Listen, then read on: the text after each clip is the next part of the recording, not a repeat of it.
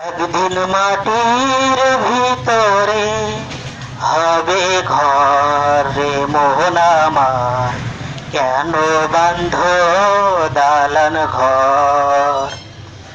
একদিন মাটির ভিতরে হবে ঘর রে মোহন আমার, কেন বান্ধ দালান ঘর।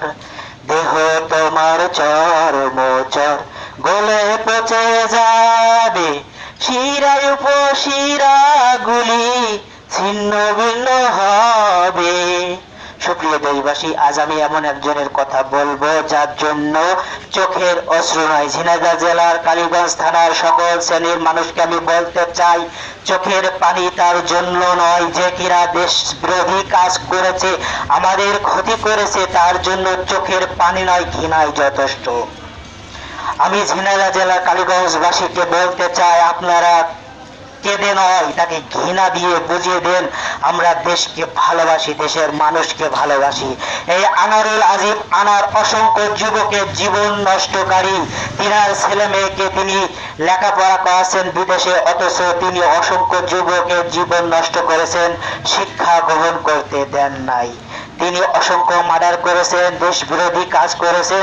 তিনি এমপি থাকাকালীন গোল্ড হোন্ডা ব্যবসা সহকারে অসংখ্য চোরাকারবির সাথে জড়িত ছিলেন।